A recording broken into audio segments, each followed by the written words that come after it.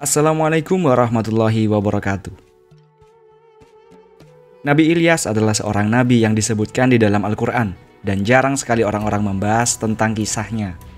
Menurut sebuah riwayat, Nabi Ilyas ini memiliki postur badan 5 kali lebih tinggi dari Nabi Adam alaihissalam. Dikatakan bahwasanya tinggi Nabi Ilyas adalah 150 meter. Benarkah riwayat tersebut?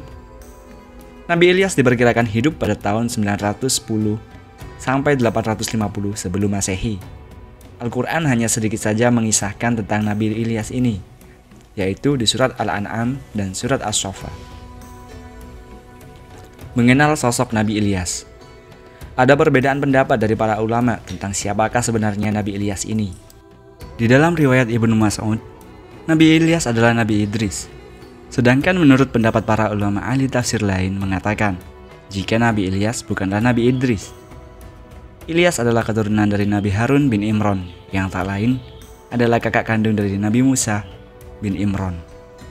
Jika kita melihat di dalam Al-Quran, tepatnya di dalam surat Al-An'am ayat 84-85, di sana disimpulkan jika hanya ada dua kemungkinan dari mana Ilyas berasal, yaitu dia merupakan keturunan Nabi Nuh, atau yang kedua, Nabi Ilyas adalah keturunan dari Nabi Ibrahim.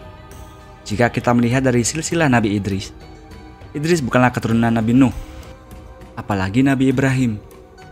Nabi Idris hidup dan diutus jauh sebelum kedua nabi tersebut. Jadi, pendapat sebagian besar ulama mengatakan jika Ilyas bukanlah Idris, tetapi beliau adalah keturunan dari Nabi Harun alaihissalam, nabi yang berasal dari kaum Bani Israel. Imam Ibnu Katsir telah meriwayatkan dalam bukunya tentang silsilah keluarga Nabi Ilyas. Ini bermula dari kisah Nabi Harun yang merupakan leluhur dari Nabi Ilyas alaihissalam. Harun diangkat menjadi nabi oleh Allah Subhanahu wa taala pada masa Nabi Musa. Jadi, setelah Musa diangkat menjadi nabi, Musa memohon kepada Allah Subhanahu wa taala untuk mengangkat Harun yang tak lain adalah kakak kandungnya. Karena pada saat itu Nabi Musa membutuhkan seorang juru bicara untuk berdakwah kepada kaum Bani Israel. Karena Musa sedari kecil mengalami kesulitan untuk berbicara, maka diangkatlah Harun menjadi nabi untuk menemani Musa berdakwah. Di dalam Al-Quran sendiri, nama Nabi Harun sering disebutkan berdampingan dengan kisah Nabi Musa alaihissalam. Nabi Harun ini memiliki kemampuan yang luar biasa dalam berbahasa dan merangkai kata-kata. Oleh sebab itu, Harun dinilai cocok untuk mendampingi Nabi Musa pada masa itu, dan Nabi Ilyas ini berasal dari keturunannya Nabi Harun alaihissalam. Kisah dakwah Nabi Ilyas. Nabi Ilyas diutus oleh Allah Subhanahu wa taala di daerah yang bernama Ba'labak, di mana daerah ini terletak di sebelah barat kota Damaskus. Ba'labak ini adalah sebuah kota yang masyarakatnya menyembah patung berhala. Patung-patung berhala yang mereka sembah itu bernama berhala Baal. Oleh sebab itu, kota mereka dinamai serupa dengan berhala yang mereka sembah. Dikisahkan berhala Baal ini adalah sebuah patung yang terbuat dari emas dan ditempatkan di bukit-bukit yang tinggi. Ada pula ahli tafsir lain yang mengatakan jika Baal adalah nama seorang perempuan. Akan tetapi pendapat kedua dinilai tidak lebih kuat daripada pendapat yang pertama.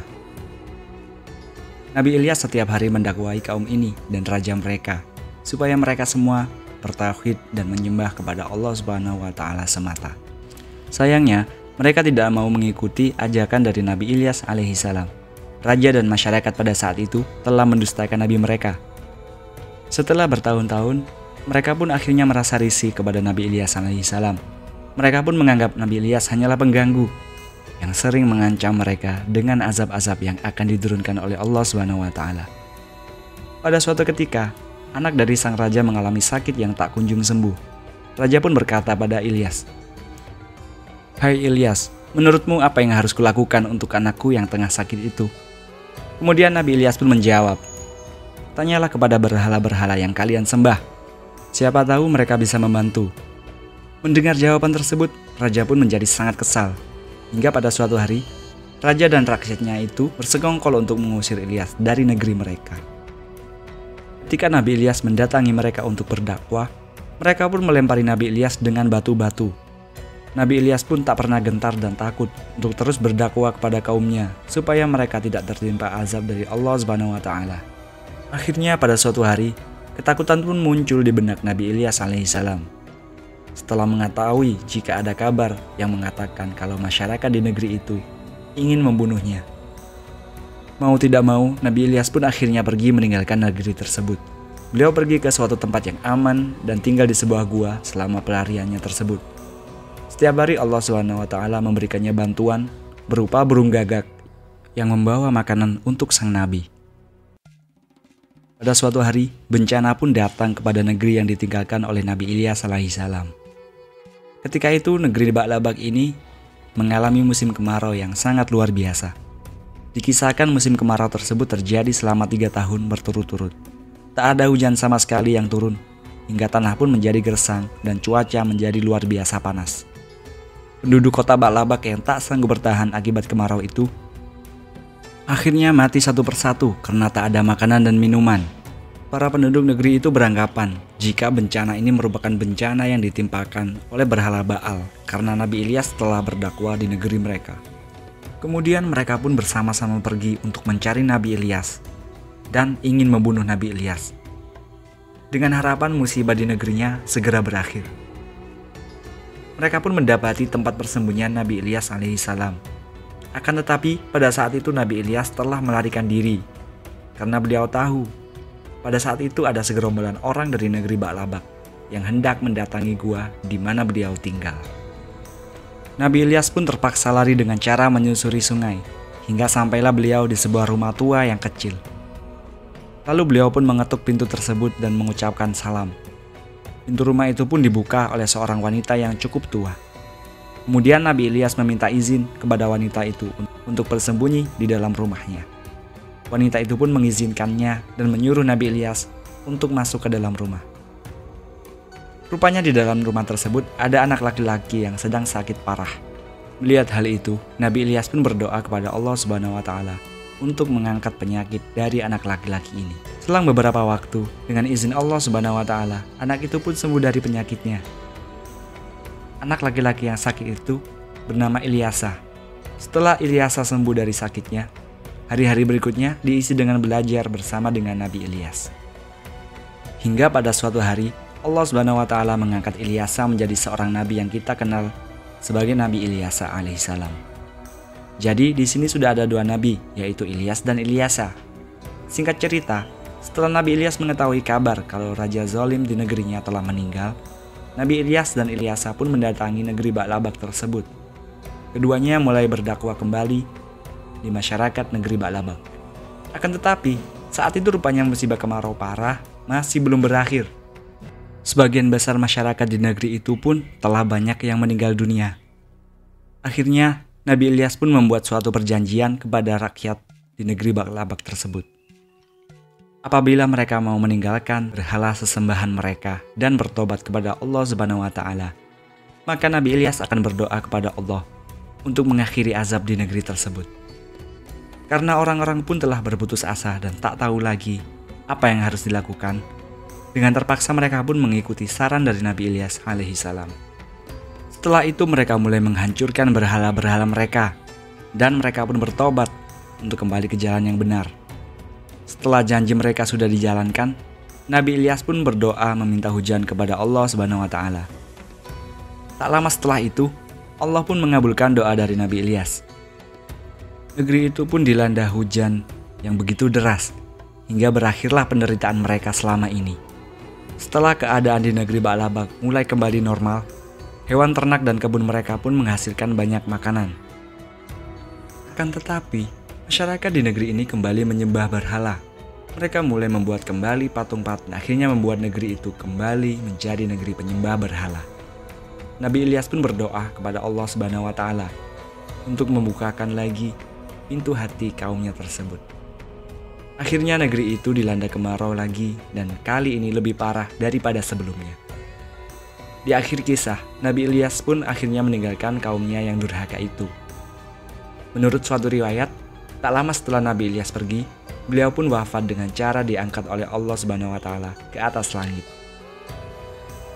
Hadis tentang wafatnya Nabi Ilyas itu disebutkan oleh Wahab bin Munabbih yang menyatakan jika pada saat itu Nabi Ilyas berdoa kepada Allah untuk mencabut nyawanya karena kaumnya telah ingkar dan durhaka kepadanya.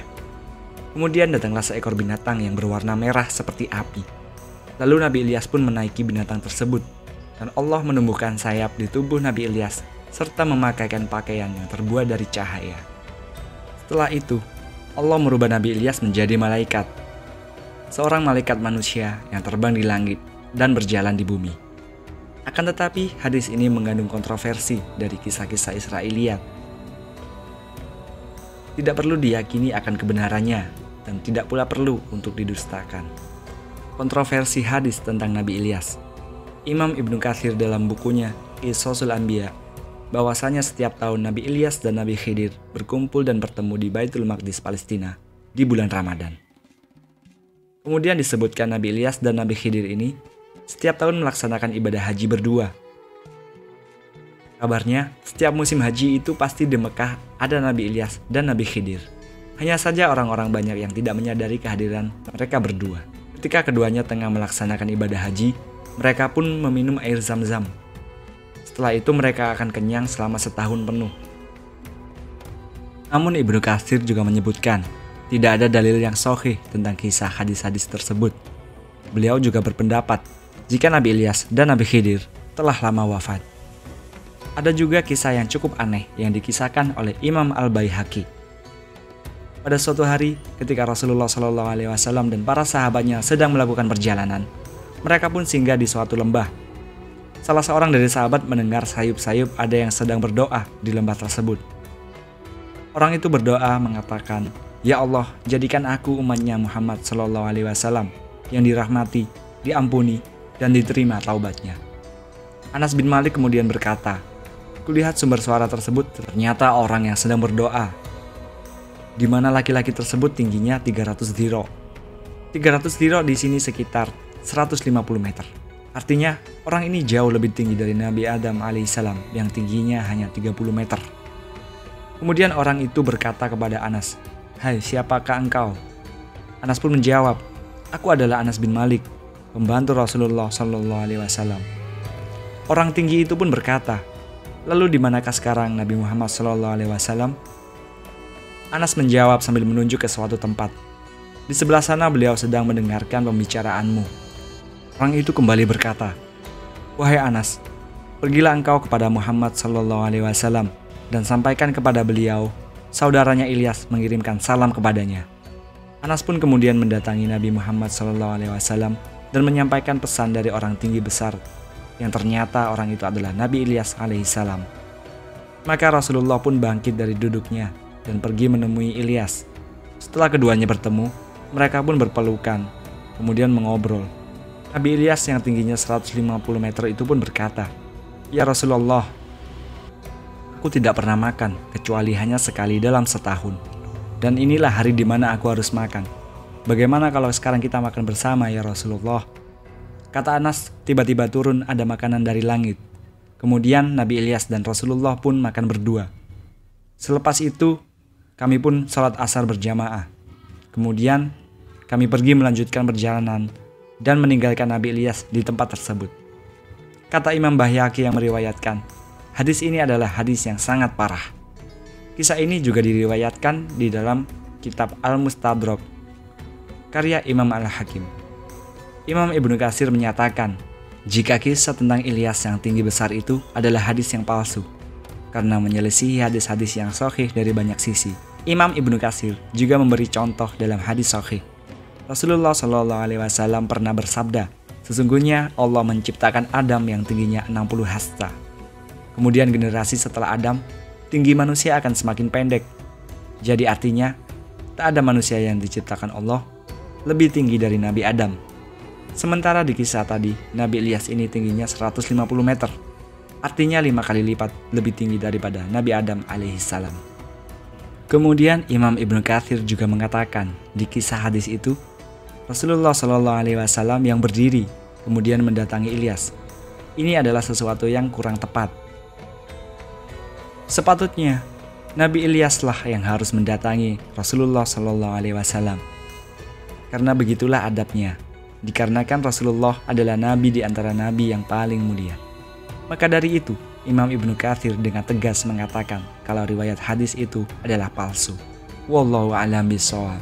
Wassalamualaikum warahmatullahi wabarakatuh.